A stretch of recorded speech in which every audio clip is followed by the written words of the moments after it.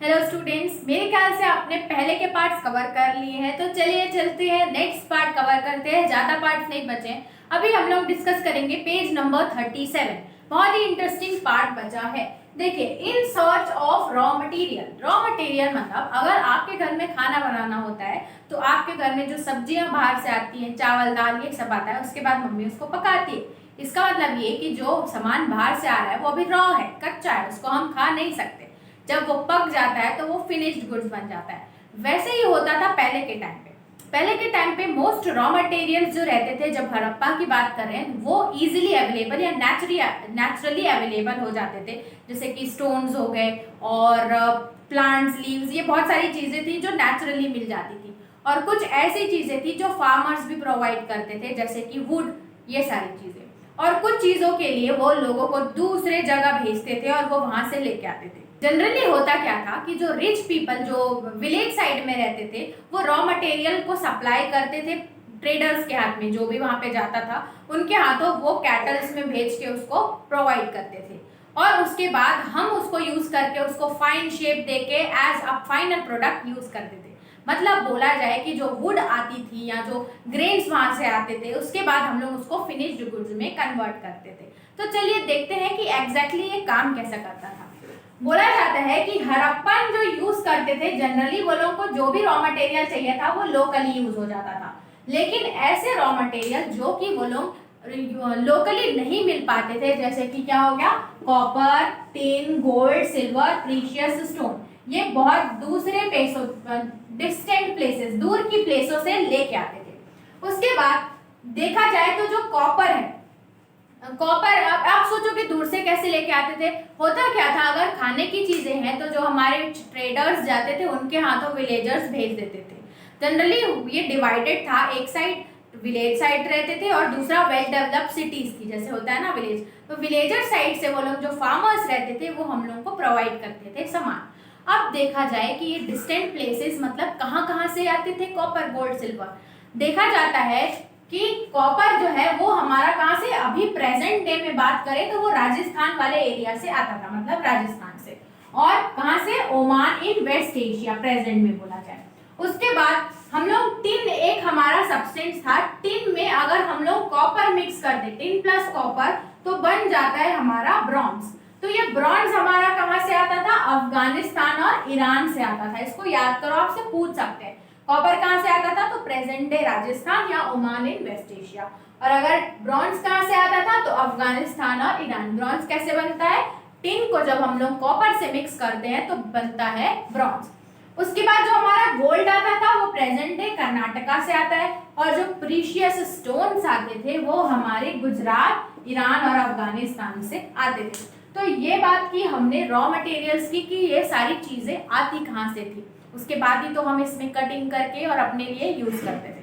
अब देखते हैं नेक्स्ट पैराग्राफ। अगर आप देखोगे पेज नंबर 38 में तो आपको दिखेगा food for people in the cities.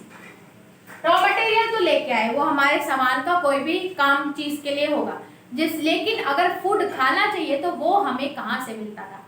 बहुत सारे ऐसे एविडेंस मिले हैं प्लांट्स के रिमेन्स मिले हैं, जिससे आर्कियोलॉजिस्ट को ये पता चला है कि उस टाइम पे वो लोग कौन कौन से फूड खाते थे। इसके साथ साथ वो लोग फिश को भी पकड़ते थे, फिशिंग करते थे, एनिमल्स को हंट करते थे, और अच्छी बात यह है कि वो लोग फ्रूट्स भी कलेक्ट करते थे। तो चलिए देखते हैं हुआ क्या था।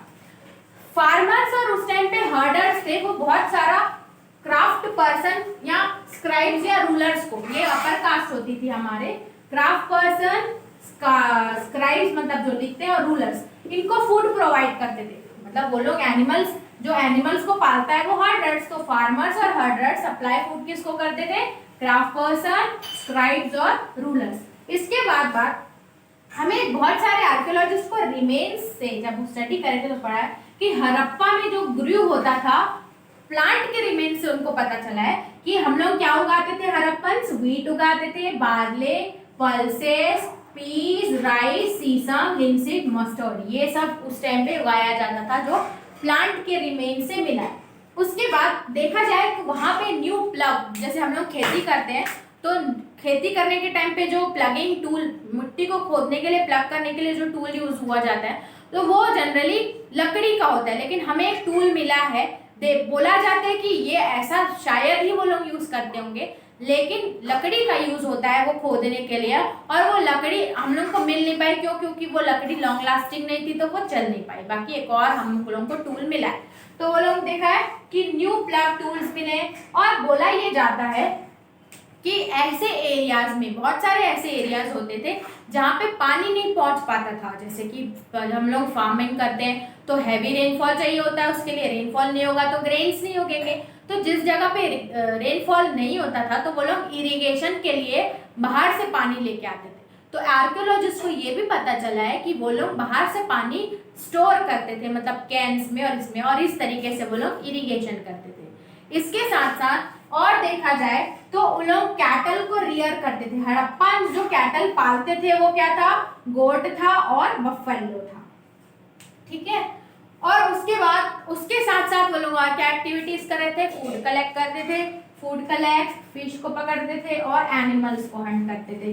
तो ये सारे काम उस टाइम पे हुए थे जब हमारा हड़प्पन सिविलाइजेशन था। पहले हमने पढ़ा कि घर कैसे बने, फिर उसमें स्ट्रीट्स पढ़े हमने, फिर कैसे कैनाल्स बने, उसके साथ साथ ड्रेनेज सिस्टम पढ़ा, फिर हम लोगों ने पढ़ा कि काम क्या करते थे, लाइफ कैसे चलती थी सिटीज में, फिर हमने ये देखा कि वो लोग रॉ मटेरियल कहाँ से लाते थे, फिर हमने देखा कि फूड क्या करते थे। ऑलमोस्ट उनकी लाइफ की पूरी स्टडी कर लिए हैं। तो ये हमने पढ़ा पेज नंबर 38 तक। अब नेक्स्ट वीडियो में मैं स्टार्ट करूंगी 39 तक, लिंक आपको डिस्क्रिप्शन में मिल जाएगा। आप बस साथ साथ जो मैं हिंदी में समझा रही हूँ उसको एक बार रीड कर लेना, आपको समझ में आ जाएगा। तो चलिए चलते हैं नेक्स्ट की वीडियो में, देखते हैं हमारा नेक्स्ट लाइन क्या बोलता है। और अगर आपने चैनल को सब्सक्राइब नहीं किया है तो डू सब्सक्राइब द चैनल।